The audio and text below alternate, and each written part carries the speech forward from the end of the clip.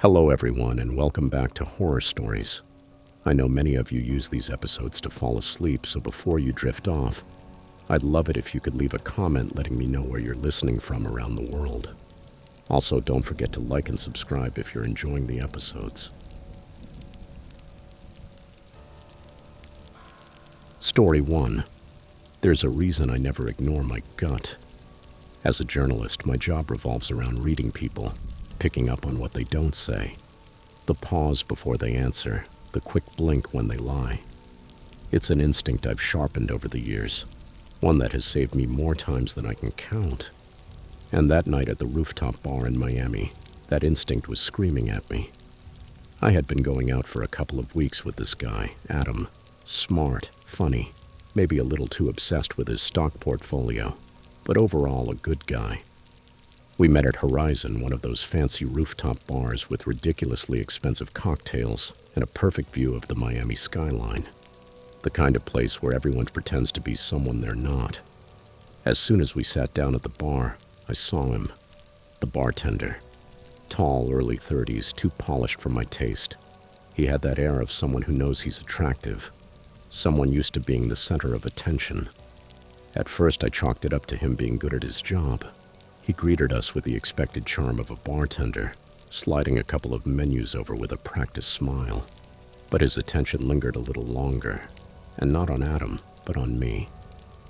"Are you two celebrating something special?" he asked as he poured water into 2 glasses. I shook my head. "Just a quiet night out." He smiled. "First round's on me." I laughed out of politeness, but there was something in the way he said it that sounded off. It wasn't the standard flirty bartender routine. Adam, oblivious, raised his glass in appreciation. "Appreciate it, man." We ordered and the drinks came fast. He kept coming back to check how I liked the cocktail, talking mostly to me. Even when Adam answered, his eyes stayed fixed on mine. I tried to brush it off, but every time I glanced his way, he was already staring. Not with that "oops, you caught me looking" kind of vibe, but in a calculated, assessing way. That's when I started to feel uncomfortable. "Do you know him?" Adam whispered at one point, lowering his voice. I shook my head. "No, but he definitely acts like he does."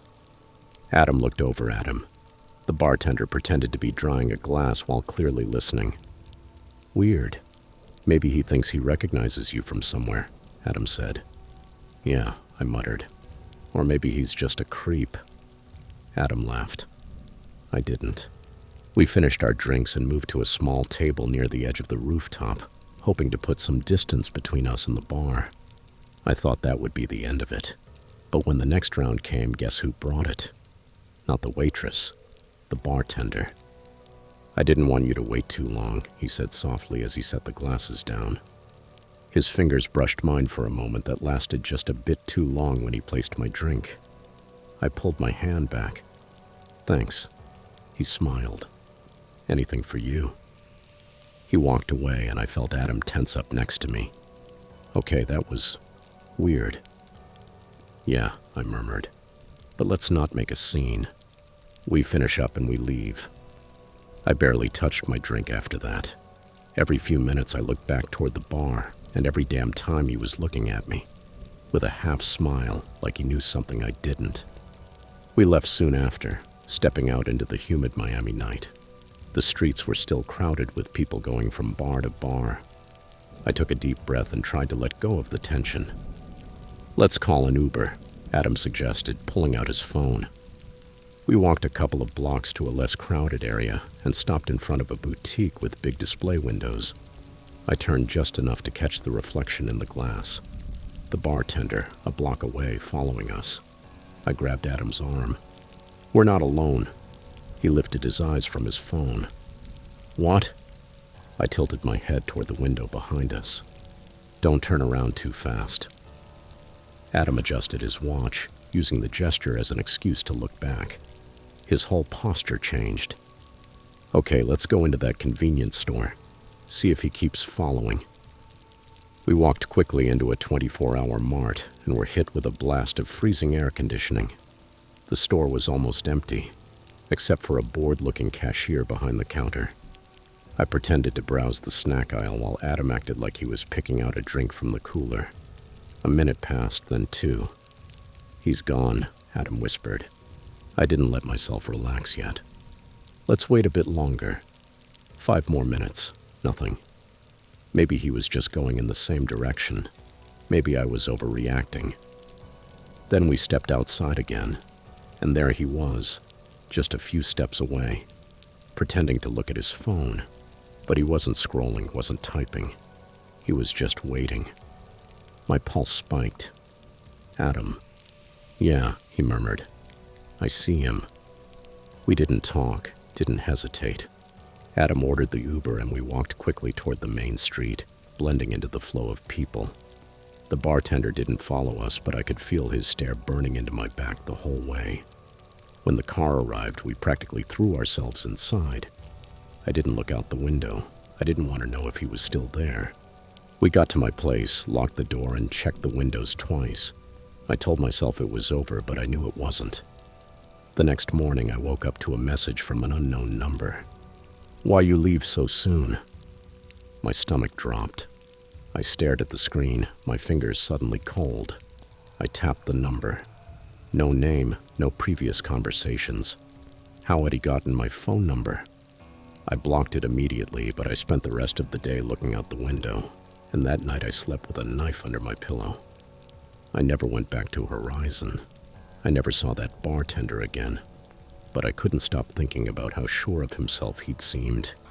That certainty, like he'd done it before, like he'd done worse things, like he was just waiting for someone to take the bait. Story 2. Winters in Phoenix aren't that harsh, but that night there was a sharp crispness in the air. It was the kind of evening that invites you to linger over a good meal, to sip your wine and let the warmth of the restaurant sink into your bones before stepping back out into the cool desert air. My boyfriend Matt and I had just finished dinner at Desert Pine Steakhouse, one of those cozy, dimly lit places that makes everything feel a bit more intimate. It was our weekly date night, a rare pocket of calm between our crazy schedules. I worked long shifts at the hospital, and he ran his own small tech company, so we didn't get many nights like this. As we walked out, we were still laughing about dessert. "I'm just saying cheesecake is the king of desserts," Matt said, pushing open the heavy glass door. "Cheesecake is overrated," I shot back. "Molten chocolate cake is where it's at." He groaned dramatically. "We're going to have to break up over this." I was about to answer when something caught my eye. A white van parked next to our car. Way too close. I frowned. Was that there when we got here? Matt looked over at the vehicle. "No idea. Probably just someone being an idiot about parking." "Maybe," I said, "but something feels off." It was one of those old cargo vans, the kind with no back windows. The paint was dirty, almost gray under the weak parking lot lights. The driver's seat was empty, but the engine was still running. My stomach dropped. "Come on," Matt said, taking a step forward. "We'll just squeeze in however we can." He took my hand to lead me toward the car, and that's when it all happened. The van's side door slid open. Not fast, not with a bang or a slam. Just a slow, controlled slide, like whoever was inside wanted us to notice. I froze.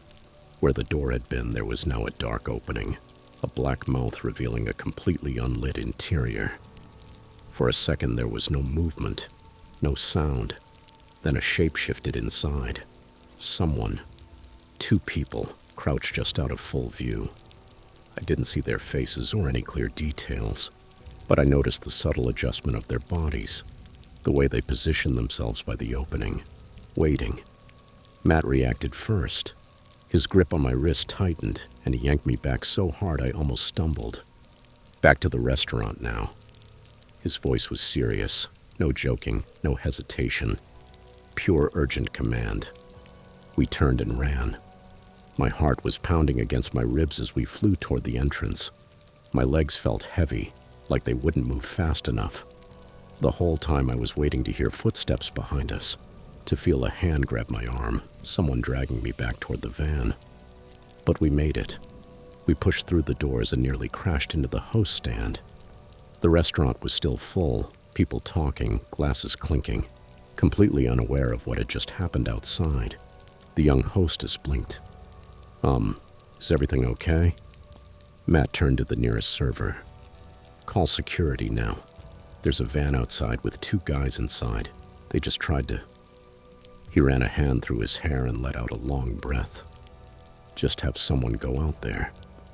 The server nodded, phone already in hand. A few more staff members walked over to the windows and looked out toward the parking lot. But security wasn't fast enough. By the time they got there, the van was gone. We waited, sitting at a table near the entrance, trying to process what had just happened. Some of the staff went out to check the lot again, but there was nothing. No cameras covering that part of the parking area, no witnesses. Just a van with the engine running, an open door, and 2 people waiting inside. Security offered to walk us to our car, and we accepted. The whole time I kept looking over my shoulder, convinced the van was lurking somewhere nearby, ready to flip on its headlights. But there was nothing. Just an empty parking lot and the unsettling certainty that something had almost happened. That night I was lucky if I slept an hour. I replayed the scene over and over in my head. The open door, the silhouettes inside. What if we had walked a little closer? What if Matt hadn't held me back? The next day I started searching online, trying to find anything similar. And that's when I found it. Reports of kidnapping attempts in Phoenix.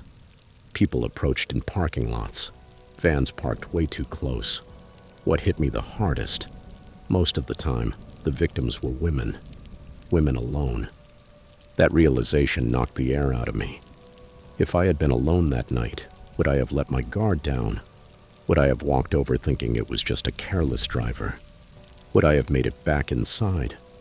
Since then, I never parked next to vans. Never. I don't care if I seem paranoid. I don't care if I have to leave my car at the far end of the lot. If I see a windowless van parked too close to mine, I don't go near it. And if you're reading this, maybe you shouldn't either. Because sometimes the door opens before you realize you're in danger. And sometimes you don't get the chance to run. Story 3. My girlfriend Maria and I had spent the night at a downtown bar celebrating one of her friend's birthdays. It was one of those nights where you don't look at the clock. You drink, you laugh, and you let yourself get carried away by the moment. When we finally left, the air was still as hot as it had been during the day. The streets were alive, but in that strange in-between point where the nightlife is starting to wind down and the morning crowd hasn't taken over yet.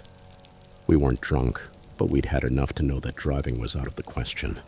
So, like any responsible couple, we ordered a ride through an app. Maria leaned on me while she swiped on her phone, and I watched the progress on the app.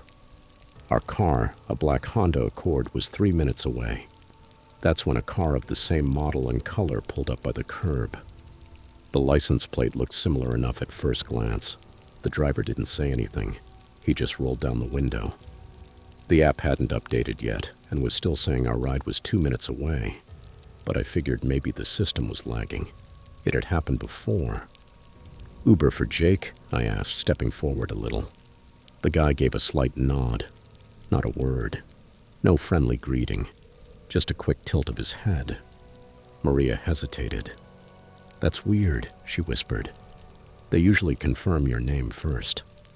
I didn't know why, but the silence smelled like trouble to me. The man looked to be in his 40s, unshaven plain gray t-shirt. There was no company sticker on the windshield, no phone in a mount on the dashboard like you usually see. "1 second," I murmured to Maria, checking the app again. Our actual ride was still 2 minutes away.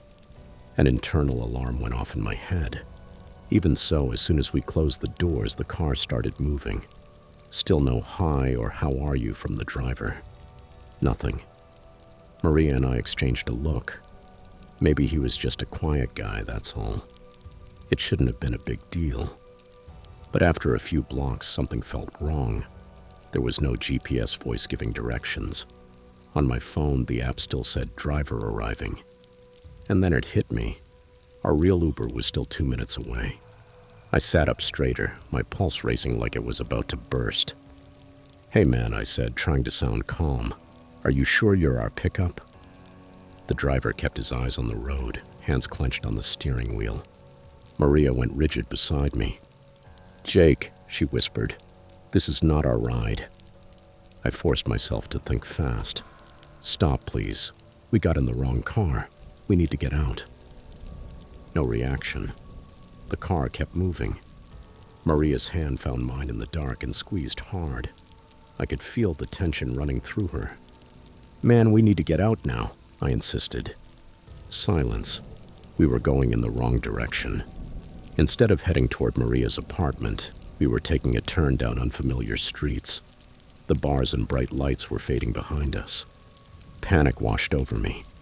I reached for the door handle, locked. Maria tried hers.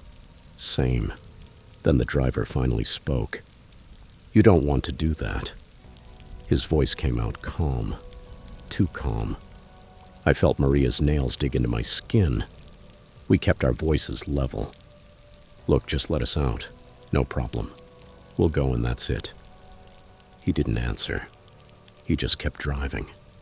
I tried to dial 911, but there was no signal, like we'd passed into some kind of dead zone. That's when I knew this wasn't a misunderstanding. He was taking us somewhere. Maria's breathing got shallow. The tension was pouring off her. I scanned the street. We were in a quieter part of the city now, not deserted but not crowded either. Then I saw the red light up ahead. An opportunity. I met Maria's eyes. She understood instantly. As soon as the car slowed down, we moved. I threw all my weight against the door while Maria struggled with the lock. It gave just enough for her to yank it up. The car hadn't even fully stopped when we shoved the doors open and threw ourselves onto the asphalt. Maria stumbled, but I grabbed her, pulled her up, and we ran toward the nearest business. Behind us, the driver didn't shout or chase us. He just watched, and as soon as the light turned to green, he drove away. Maria was shaking. What the hell was that? I was still gasping for air, my whole body in shock. I don't know. A couple on the sidewalk gave us weird looks but didn't stop. No one had seen what happened. No one knew what we'd just escaped from. I pulled out my phone again, and now I did have signal. I checked the Uber app. Our real ride had canceled. I went to the trip history. Nothing. No record of a completed ride. No record of us ever getting into that car. As if it had never happened. Maria clung to my arm, staring at the screen. "Jake." I could barely hear her over the buzzing in my ears. The next morning we filed a report, but without a license plate number, without an app record, without anything solid. There wasn't much they could do. Later, Maria called me, her voice tight with fear. "Jake, I think the guy from last night. I think he was outside my building." I gripped the phone. "What?" "I don't know," she whispered. I saw a black Honda parked across the street. When I looked again, it was gone. I was already grabbing my keys. "I'm coming over." When I got to her place, I didn't see anything, but that didn't mean he hadn't been there. The fear settled into our bones from then on.